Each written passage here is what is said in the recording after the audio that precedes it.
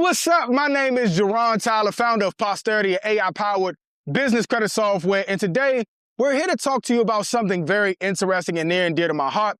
Obviously, we talk about all things approvals, business credit, and funding. However, for those of you guys who don't know, I have a background in automotive finance as well as mortgage finance. And one of my favorite things to talk about is how to maximize a situation and to also bring education your way. And so I just got off the Zoom meeting. One of my past clients who actually purchased a vehicle from us, and then she also moved forward and purchased a home, utilized the mortgage, but now she's in a situation where she's trying to figure out how to maximize her dollars. And so obviously we have business funding, business lines of credit, and things of that nature because she's looking to renovate a home of her mother that's in probate right now. But there are a lot of different complexities. However, our goal and our job was to go in and to maximize her situation so that she can have as much leverage as possible. And so today, what I want to talk to you guys about is, like I said, something that is near and dear to my heart that I absolutely love to talk about, which are cash out refinances.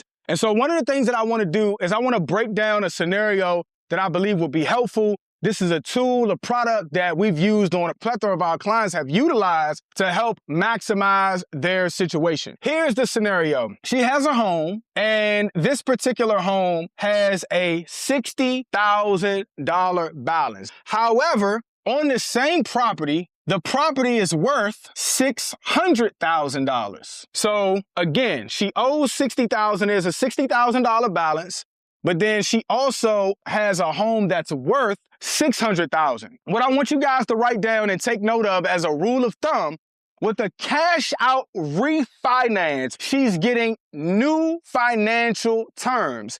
And so she would ultimately get new terms on her home. Now we come here and we would cancel out this $60,000 because again, she's getting new terms. Now, as a rule of thumb, one of the things that I want you guys to keep note of, take note of, and write down is that cash out refinances will give you anywhere between 75 to 80% of the equity of the home. So let's just go 80% of the equity. So 80% of $600,000 would have us at $480,000. So technically, on a $600,000 home, she has access to $480,000. Now remember, just because you have access to $480,000 does not mean that you no longer have to take care of this balance. You have to take care of this balance. But what that looks like is we take $60,000 from this, and then we would come down and she would now have access to a total of $420,000. Now, with this home, the house needs a full renovation. Roughly right now, she's estimating about $100,000. Well, does she have to take the entire $420,000? Absolutely not. Or does she have to take the entire $480,000? Absolutely not. If she wants to, she can come down here and she can take out $100,000.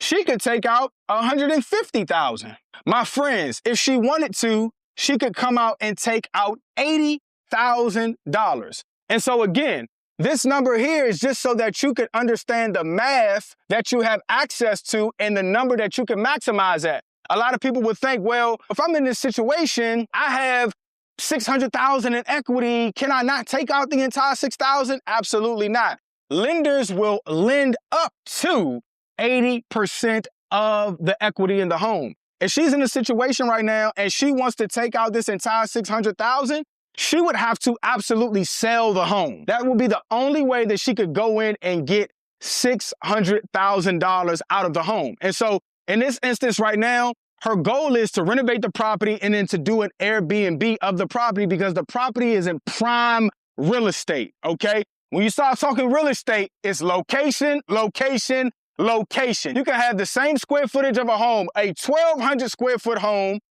in the suburbs somewhere, versus that same 1,200 square foot home right in the heart of Washington, D.C., and you're going to have 10x the value. Here's what I want you guys to take away is that 80% factor is key. Now, the other thing that we discussed is her turning that property into an Airbnb. the thing that I love to talk about the most, because this is what, under God, this is what I live, I eat, I breathe, I sleep, I dream about, is funding. How do you maximize your situation? This is why I created Posterity, for entrepreneurs to be able to democratize business funding and business credit all over the nation so that they would never be in a position of lack. Always understanding your options, all right? And then it's not what you have, but it's knowing how to utilize what you have. We see so many people right now that are losing so many dollars and not tapping into resources because they're simply just unaware and uneducated. And so let me give you guys the breakdown that I gave her regarding her Airbnb. Here is the benefit. Now, as you guys know already, she has a property, and this property has a $60,000 balance. The property is worth $600,000. She has access to put her hands on $420,000. Now, does she have to go with the entire 420? Because at $420,000, remember, it's a refinance, a refi. So with that, she also would now have a new mortgage payment. Her mortgage payment would be that of $420,000. Now, it's about maximization. It's about understanding your debt. It's about being able to manage. Do you want a mortgage payment up to $400,000 in your Airbnb? Perhaps if it's in a great neighborhood, it will make sense and it will work. But again, this is what one of my old managers taught me, one of my really good friends, really good brothers, man, in the Lord, in business. He taught me back when I was selling cars. He said, if you keep your income high and your outgo low, you will be successful in any economy. And so we don't want her mortgage payment to be sky high. We don't want her mortgage payment to skyrocket unnecessarily. And so my recommendation would be, hey, instead of moving forward and taking that entire balance, let's just say we took out $100,000.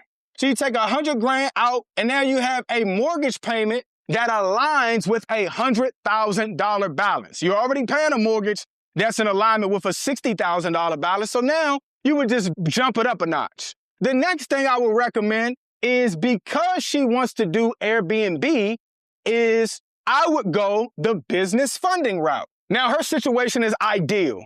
She has a 800 plus credit score. With an 800 plus credit score, she can go to any bank in the nation with an 800 credit score.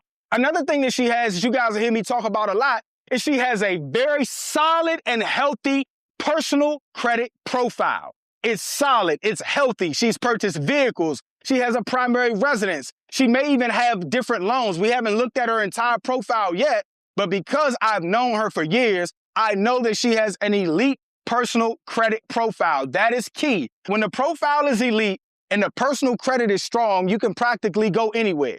And so now she's in a space where she can gain access up to $100,000 to maybe even $250,000, depending on the data points and where we actually go do the funding at. Now, here's the case.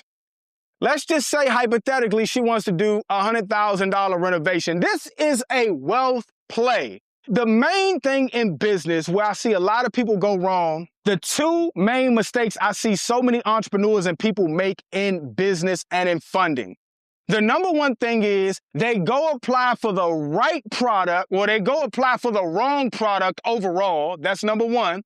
Number two, they go and apply for the right product at the wrong time. Timing is everything. I can't express that enough. Timing is everything. If you are a business owner, a leader, an entrepreneur, whatever you're intertwined in, if you don't understand timing, you will never be successful for the long haul. Timing is everything. And so now we have the timing right. So let's say we go out and get $100,000. If you get $100,000 at 0% interest, 0% interest will only cause you to pay 1% of the balance. I'm going to say that again. 0% interest. So it's 1% of whatever this amount is. And so if we're looking at 80,000, 70,000, whatever the case may be, the rule of thumb is that on a 0% interest card, you're paying 1% of the balance. So 1% of this $100,000 balance is going to be $1,000 a month. Now, one of the things that I want you guys to know, if you're not already familiar, that when you're looking at a 0% interest business credit card, oftentimes, not all the time, but oftentimes you'll get that 0% interest at 12-month terms. So for an entire year. Some institutions may give you 6 months, 9 months. Some may even give you 18 months, but it's very rare. The average rule of thumb is that you'll have 12 months to take advantage of the 0% interest rate. Now, one of the things that I talk about a lot, and it's not anything that I particularly made up, but it's understanding the difference between good debt and bad debt. In today's world, in the year of 2026, 27, 28, 29, 2030, so forth and so on, you could practically turn anything into an asset. Prior to social media and the internet, things like that, I mean, you could make a car an asset, but it wasn't as accessible, right? You had to have like a fleet of vehicles and an actual limousine company to actually turn a vehicle into an asset. You have to have a taxi company. But in today's world, there's so many ride-sharing applications that anyone can utilize to turn a car into an asset. Same thing with the house in real estate. So you have the Airbnbs of the world where you can take your property, you can rent it out, right? You can rent it out for events with different platforms. And so with that being said, I want you guys to take a look at something and to understand or take a bit of insight into my philosophy on this, that there's nothing wrong with accumulating debt as long as the asset that you have pays for the debt. I had a wise man once say, there's nothing wrong with digging for the pot of gold, or there's nothing wrong with paying a lot for the shovel as long as the shovel pays for the gold that you're digging for. And so with that being said, if we were to entertain this scenario of taking out $100,000, we take out $100,000 in business lines of credit. Obviously, this is separate from the cash out refinance. The cash out refinance will still give you reserves, but if you wanted cheaper money for that 12-month period, then the way to go would be a business funding or business credit cards.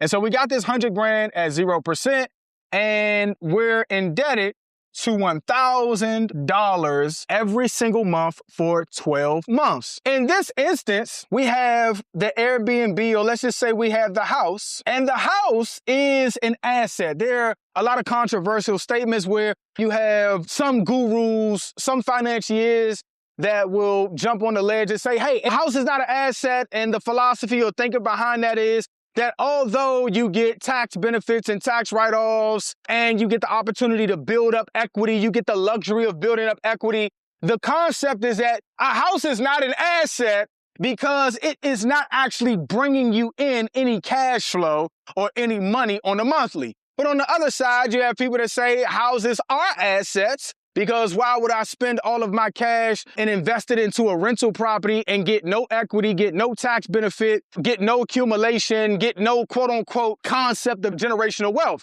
And so neither here nor there, you have this house right here, and if this house is being rented out, I would classify this house as an asset. Now you have this asset, and because it is in the midst of prime real estate in Washington, D.C., near the brand new stadium that is going to be built in 2027 or 28 by the Commanders, Magic Johnson, all the good guys, I would say, hey, you have this property over here. You're in debt $1,000 in renovations, obviously plus the mortgage as well. But let's just say, hypothetically, throughout the year, this Airbnb can cash flow $100K. That will put her in a position where she's potentially averaging $8,333 every month on average, because you're going to have a spike during football season. Well, if you're cash flowing this amount and you got $1,000 to pay here, and then you also have another mortgage up top, let's just say this other mortgage up top maxed out at $2,000. So you have a $2,000 mortgage on the property, another $1,000 here. So that brings your overall debt payment to $3,000. You're still in the green, $5,333 on average. Now, there's a way we can go and we can do a debt snowball method to knock this $100,000 out, or we can continue to cash flow. Primary purpose of this video that I wanted you guys to see is the different methods that you could actually tap into, that you could utilize to cause you to maximize your situation. I've seen so many people in a situation where they're sitting on a pot of gold, but they just don't know. They don't realize it. right? And so in this instance right here, I would take advantage of utilizing an actual mortgage product, and then I would also take advantage of utilizing business funding. Again, my name is Jerron Tyler, founder of Posterity. Man, I got to figure out if I can scream on here or not because it's the mic. This is the story of my life. I like to scream. I'm passionate about being passionate. I'm passionate about sharing information. I'm passionate about empowering. I'm passionate about educating. But man, thank you guys for tuning in. Again, my name is Jerron Tyler, founder of Posterity, an AI-powered business credit software. And on this channel, you guys are going to see a boatload, of overflow of approvals, of underwriting, of business funding, and how you can maximize your situation. Thank you guys for tapping in. Be blessed. I'll see you guys on the next video. Have a blessed one. I'll talk to you soon.